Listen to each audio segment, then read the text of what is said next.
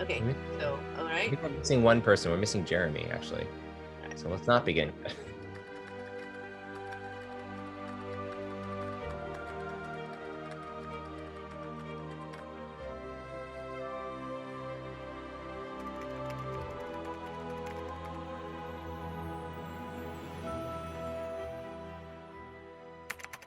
Act 1, Scene 2.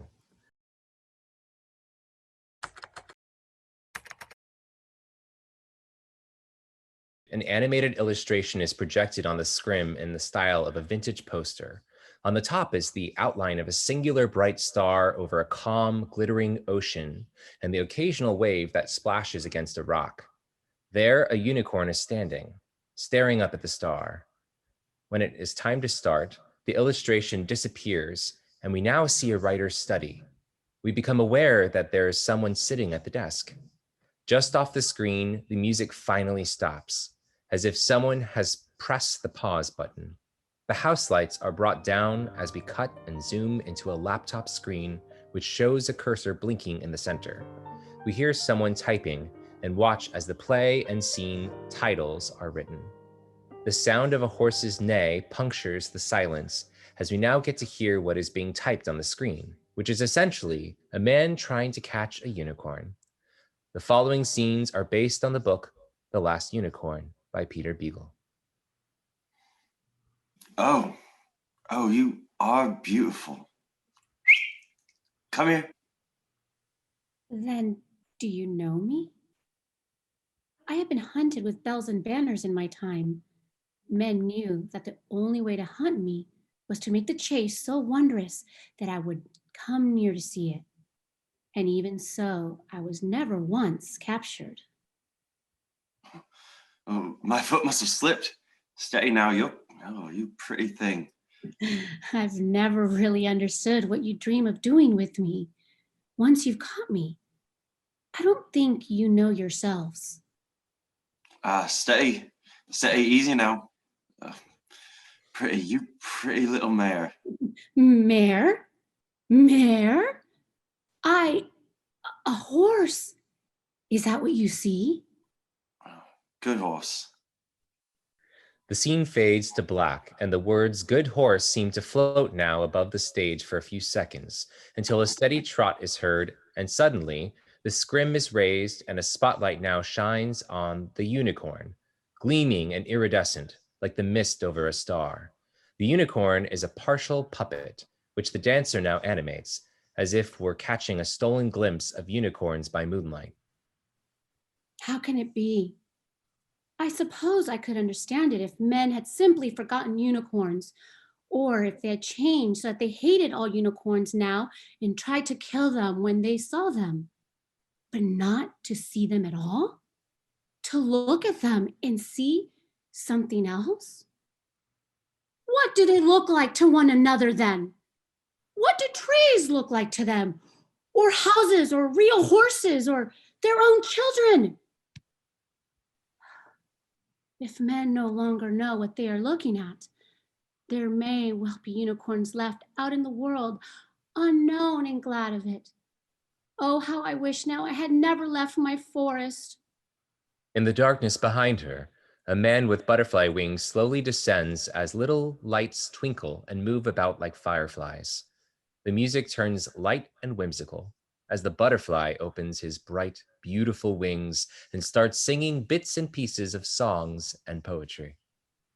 I'm a roving gambler. How do you do? Butterfly, what are you doing out on such a windy day? You'll take cold and die long before your time. Death takes what man would keep and leaves what man would lose. Blow wind and crack your cheeks. I warm my hands before the fire of life and get four-way relief. The butterfly tries to get close to the unicorn, but every time she speaks, he is frightened and flies up once more. Do you know what I am, butterfly? Excellent. Well, you're a fishmonger. You are my everything. You are the sunshine of my life. Sugar, oh honey, honey, you're my candy girl. You are once, twice, three times a lady. Your name is a golden bell hung in my heart. I would break my body to pieces to call you once by your name. Say my name, then. If you know my name, tell it to me. Rumpelstiltskin. 1, 2, 3, O'Larry, hasten mirth and bring with thee a host of furious fancies whereof I am commander, which will be on sale for 3 days only at a bargain summer prices. I love you, oh, the horror. And aroint thee, witch, aroint thee indeed, and truly, you've chosen a bad place to be laying in. Willow. Serves me right. I should have known better than to expect a butterfly to know my name. All they know are songs and poetry and anything else they hear on the wind. Asuka!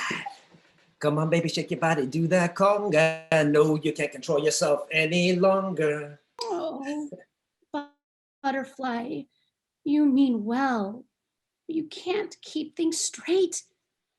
And why should you? You die so soon. Farewell, butterfly.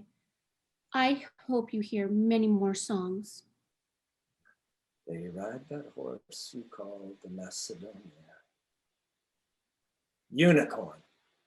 Old French, unicorn, Latin, unicornis, and literally, one-horned, unus, one, and cornu, a horn, a fabulous animal resembling a horse with one horn. Oh, you do know me. Butterfly, if you really know who I am, tell me if you've ever seen anyone like me. Tell me which way I must go to find them. Where have they gone? Butterfly, where shall I hide? Oh, I am a cook and a captain bold and the maid of the Nancy Brig. Marcia! Please, all I want to know is that there are other unicorns somewhere in the world. Butterfly, tell me that there are still others like me, and I will believe you and go home to the forest. I have been away for so long. The butterfly doesn't face her, but her words have obviously affected him. He descends very close to her. Over the mountains of the moon, down the valley of the shadow, ride, boldly ride. Listen to me. She leans forward, but he jumps back. No, don't listen to me. But he finds some courage and finally approaches. Listen to me.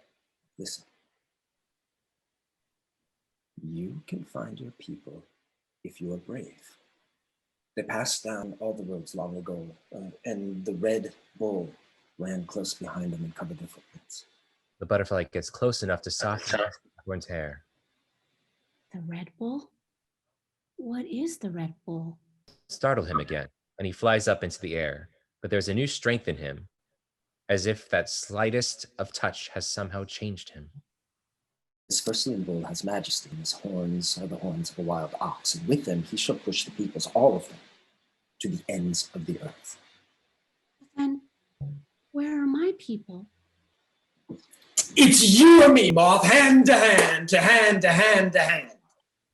The butterfly disappears into the air.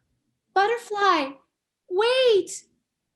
The lights about her begin to change into soft red hues. The Red Bull? From the back of the theater, a door opens and slams shut. The unicorn hears it and exits as the stage is plunged into darkness. Professor Tortsov? Professor Tortsov? Why are the lights turned off? Some of the house lights are brought up so that the audience can see the author as she stumbles along the walls, searching for the light switch. She carries a small red book in one hand and a backpack on her shoulder. Hello? Anyone here? Where's those damn switches? There we go. She sees the audience. Oh, good. You're all here. The author heads towards the stage where there are now 3 to 4 school desks in the middle. Tortsov is sitting in one of them, half in the shadows. He seems to be reading a small book. The author doesn't see him as she climbs on stage. She addresses the audience. I'm so excited. It's like, Eureka! Do you know what that means? Like, do you know how that feels? That's how I'm feeling now. That's how I felt the minute I picked up Konstantin Stanislavski, An Actor Prepares. It's supposed to be about acting, but in here, in black and white, was the support I needed for some of the crazy ideas I had about writing, about the style of writing, about the muses and inspiration, about teaching it and learning it. Isn't it just like life? Like I found exactly what I was looking for while searching for something else. Professor Tortsov? If you'll let me, I'd like to invite you to meet Stanislavski himself through the eyes of one of his most famous creations, Tortsov, the theater director in the book. I invited him to join us today to teach us about his art, and he actually accepted. He's a busy man, you know, but he should be in here by now. Mr. Tortsov! Professor Tortsov! Tortsov comes forward from behind her, finally moving into the light. Ah, there you are. Tortsov, you startled me. Perhaps you're too easily startled. Miss Lorena Villarreal, is it? She nods, and he sits in one of the school desks again, upstage, inspecting it with curiosity. That's right. You don't know how glad I am that you decided to accept my invitation, Professor. Yes, well, you're late. Oh, I'm sorry. I was introducing the book to our audience. Tell me, why have you chosen to sit me down in a student's pupitre? I'm sorry, what? And what is this accent you've given me? It's supposed to be Russian, but it sounds more like Italian with a Russian twist. No, wait. What He is repeats this a word or accent? two and then looks at her, as if he's discovered something naughty. Ah, there's some German mixed in there too. I don't know what you mean.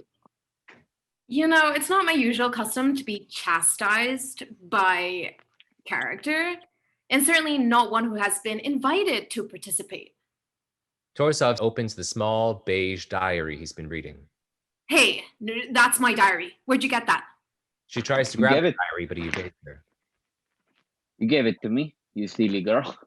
Now stop that. Stop asking me useless questions and let me do what I came here to do. Why don't you stop? Me? Okay. Tortsov gets up and begins moving the school desk off stage left to the wings. Does that mean that you want me to give a performance? No, of course not. You've invited me to teach you how to write. But then, what do I do? I mean, do I write something? Don't be silly. You're inside your own mind. What good are pen and pencils here? And forget about laptops or computers or any other contraption. In here, you can create freely. Use the power of your imagination. But I don't know what to do. But you were doing it so perfectly before you walked in here with the butterfly and the unicorn. The author looks lost, without the slightest idea of what he's talking about. Tortsov shakes his head and leads her to the school desks on the wings. She sits. Stage lights go up with a loud thunderclap. White storm clouds are now projected among a few scattered stars. By downstage right, we now see the outside of Lorena's house. She is also a street lamp. There is also a street lamp by upstage left in between the sea grapes. That's my house. How can that be my house? There's an entry here that I found most interesting. It reads, somehow, now that I've written my first story, now that I've had a sip of that magic all writers dream about, I'm terrified. There's another flash of thunder as the light on the house is dimmed and the stage transforms into a fantasy setting, complete with a willowy castle that now rises behind the house. The street lamp is now darkened as if the flame had been stolen by a roaming wizard. By stage left, we can now see the ocean as we hear the sound of the distant waves. I feel like Cendric from Peter Deagle's book, The Last Unicorn. So full of himself, always bragging about his powers as a magician. But in truth, he stumbled more than he walked, until the day he surrendered himself to the magic. And it took over, capturing his soul and mind, and doing with them it wished without limit or control. And Cendric having been filled with its power, was left weaker and emptier when it left than he'd ever had been before. Once again, the sound of a horse's neigh punctures the silence. From stage right, Schmendrick, Molly, and the unicorn come running in, frightened. Suddenly, the lights turn red, and the music becomes sinister as a red mist starts rolling in. The red bull suddenly appears. This is a large puppet with translucent body, as if it were more of a spirit than an animal. The unicorn is terrified of it. Look, Molly, he's driving her. If he wanted to kill her, he could have done it by now. He's driving her the way he drove the other unicorns to the castle, to Hagrid, in the sea. I wonder why. Do something. There was nothing I can do. Please, Schmendrick, please do something. What can I do? What can I do with my magic? Hat tricks, penny tricks, or the one where I scramble stones to make the omelet? Would that entertain the Red Bull, do you think? I know what to do. If I could, I'd change her into some other creature, some beast to humble for the bull to be concerned with. But only a great magician would have that kind of power to transform a unicorn. Anyone who could do that could juggle the seasons and shuffle the years like playing cards. And I have no more power than you have. Less, for you can touch her and I cannot. Look, is it over? The unicorn is now standing very still before the Red Bull, her head bowed down. As her spotlight dims, Molly digs her nails into Schmendrick's arm. You have magic. Maybe you can't find it, but it's there. You told me you had freed the unicorn when she was captured by that witch in the carnival. And that took magic. You have all the power you need if you dare to look. I'm not going to a damn thing until you let go of my arm. You can cut off the circulation like that, you know? Well, there's this much comfort.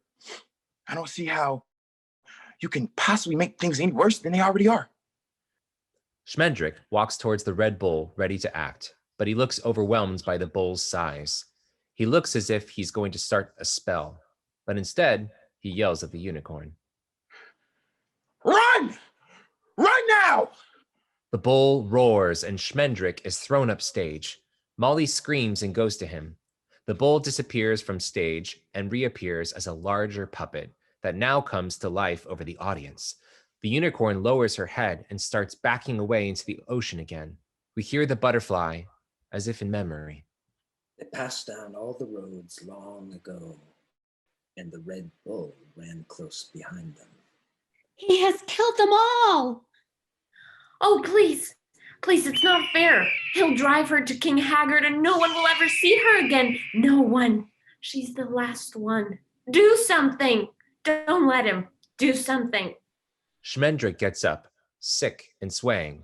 He walks up to center stage, closes his eyes, and begins the spell as patterns are projected on his robe. Suddenly, the unicorn starts to shrink into the ground, disappearing into the mist. Schmendrick throws up his arms into the air, and we hear a flock of birds flying as the music come to a climax.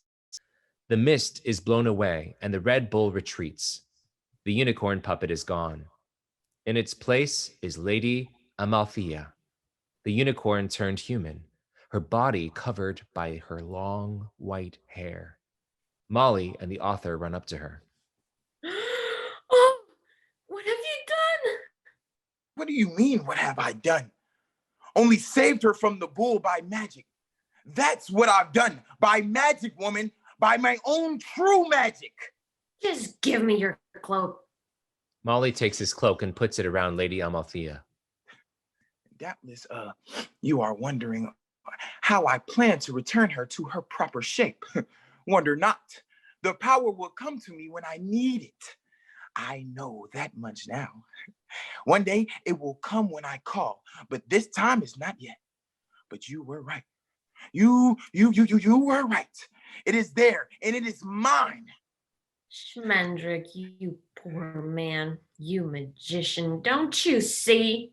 See what? The Red Bull came for a unicorn. So she had to become something else. You begged me to change her. What is it that frets you now? I didn't know you meant to turn her into a human. You would have done better. The magic chose the shape, not I.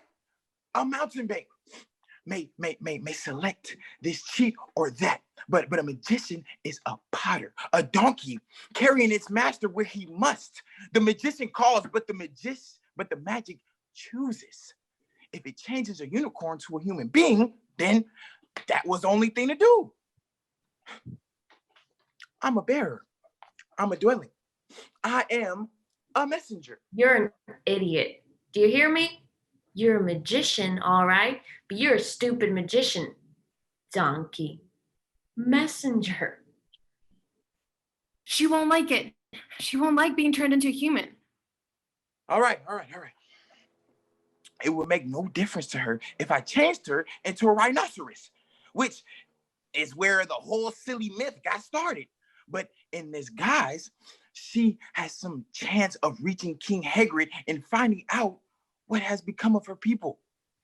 Lady Amalthea begins to wake, her back to the audience. Molly keeps the cloak around her as she rises. Change her back, please. Hurry, before she can realize what's happened. You said you could change her back. I cannot. I told you, the magic is not mine to command, not yet. If I tried to undo the transformation now, I might actually turn her into a rhinoceros. That would be the best thing that could happen. As for the worst... Lady Amalthea turns around. There's a flower-like mark on her forehead where the horn used to be. She now turns to Schmendrick. What have you done to me? I can change you back. I can change you back. I think. The lights dim on stage as the characters exit. You know what's the funny thing? I can almost swear I've seen their faces somewhere before. Even you, Toward Stuff. Even you seem familiar. The author now sees that everything's gone and runs to the center stage. No! But they're gone! Where'd they go? Who knows? Invited characters can be so unpredictable. But where was I before the unicorn? Ah, yes. Here we are. Oh, no. Please don't read the next words. Tordstov begins to walk towards her, and now it's the author who lowers herself, head bowed, like the unicorn before the Red Bull, backing away into the ocean. Like Schmendrick, I too can do it. I can be just as good as any of the great writers. Another Shakespeare, perhaps, or perhaps even better. But I'm just bragging like Schmendrick. And now that the magic has left me, I'm left as a bumbling weakling, afraid of it returning, and at the same time, yearning for nothing else. I am afraid. I am but a novice, and I stumbled. Will I ever turn the unicorn back into itself again? Oh. Lorena, who is Cesar? So I see you've been reading a lot more than that June entry. Torstov opens the diary and turns it around to show her the large black letters written in marker across 2 pages. I miss you, Cesar. It was hard to miss. The author looks down at her hands. Tortsov closes the book and sits beside her. There is a moment of strange intimacy between them. Is anything the matter? It's just that I can't believe you read that in front of all these people. That was very personal. You mean the diary? Everything. Schmendrick and the unicorn. Yes, writing is personal. What did you expect? Some people write or act thinking that it will take them out of themselves and make them somebody else, even if it's just for a moment. It is not an escape. This art of ours, on the contrary, the only place you end up is deeper inside yourself, getting to know yourself better. That's your first test. The first and the hardest of all. For only when you have gained control of yourself can you control of the magic. Now, Lorena, tell me, what are you afraid of? What am I afraid of? She finally turns to answer and realizes that Tortzal's face is extremely close. Lorena takes in a quick breath and looks forward, swallowing hard. Life. Blackout. Curtain.